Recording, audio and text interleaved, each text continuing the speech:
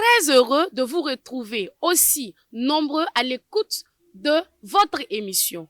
Commémoré depuis plus de 2000 ans, Pâques demeure l'événement central de la foi chrétienne qui marque la résurrection de Jésus-Christ d'entre les morts. Aujourd'hui, nous en parlons dans cette émission Voix des jeunes. Et pour ce faire, nous recevons ici Tejosko, qui est un administrateur, et aussi avec nous 2 étudiants, dont Angela et Moïse. Chers invités, bienvenue. Parlez-nous de la Pâques. La Pâques, comme vous l'avez si bien dit, c'est un événement qui est célébré depuis les temps anciens, comme tu l'as si bien dit. Et dans la Bible, depuis déjà Genèse, nous voyons les enfants d'Israël qui étaient déportés en Égypte, qui étaient en esclavage, d'accord? Ils étaient sous la domination du roi en son temps, du nom de Pharaon. Et ils souffraient beaucoup sous le poids de ce roi-là. Et donc, Dieu a toujours un plan de salut pour ses enfants. Il va instituer la manière dont il va les sauver de cet esclavage en donnant des instructions précises à Moïse et à son grand frère Aaron. Et qu'est-ce qu'il devait faire? Il devait immoler un agneau d'1 an. Il devait prendre un agneau d'1 an sans défaut qu'ils vont immoler, prendre le sang de l'agneau, appliquer sur les linteaux et les portes de leur maison. Et Dieu a dit, la nuit là, je vais passer et je vais détruire, je vais exercer un jugement contre Pharaon et son peuple. Et toutes les maisons sur lesquelles je verrai le sang, je vais passer et je ne toucherai pas. Alors, et quand les enfants d'Israël ont appliqué ce principe, Dieu va les sauver. La nuit là, l'ange de la mort est descendu et cet ange-là a emporté, a exercé effectivement la mort sur plusieurs Égyptiens. Et la nuit là même, Dieu va les délivrer. Ce sera leur exode. Dieu va les délivrer de la main de Pharaon en les prenant de l'Égypte pour une terre promise. Et dans Exode, le chapitre 12, là, le verset 14 que je vais lire pour vous, cette œuvre que Dieu a faite pour eux, Dieu va instituer, Dieu va leur dire, je lis pour vous, Exode 12, verset 14, Dieu dit, vous conserverez le jour, vous conserverez le souvenir de ce jour et vous le célébrerez par une fête en l'honneur de l'Éternel. Vous le célébrerez comme une loi perpétuelle pour vos descendants.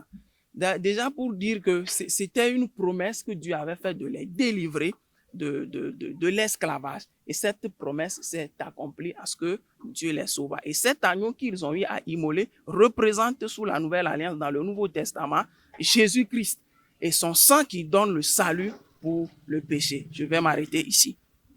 D'accord, merci beaucoup. Nous allons donner maintenant la parole à Angela. Ok, merci.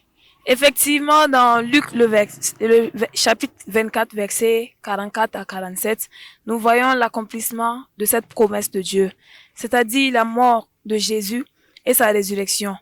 Ceci est arrivé afin que s'accomplissent les Écritures, ce que le Seigneur avait commis, ce que les prophètes avaient prédit.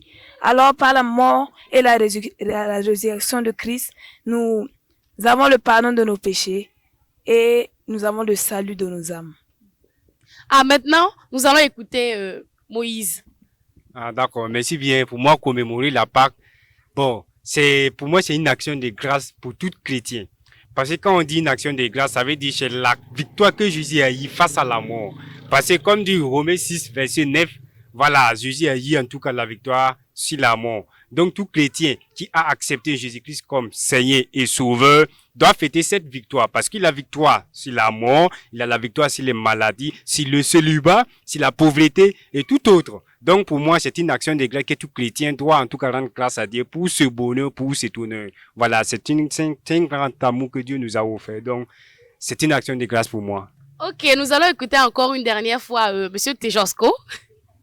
Voilà, comme je le disais, dans le Nouveau Testament, dans l'Ancien Testament d'abord, les Juifs ont commencé à célébrer la Pâque. Dieu même leur a dit, comme je vous ai sauvés, vous allez garder ce souvenir que vous allez toujours célébrer. Mais nous, dans la Nouvelle Alliance, nous voyons dans 1 Corinthiens, le chapitre 15, le verset 17, qui nous dit, « Et si, Christ n'est pas ressuscité, votre foi est vaine. Vous êtes encore dans vos péchés.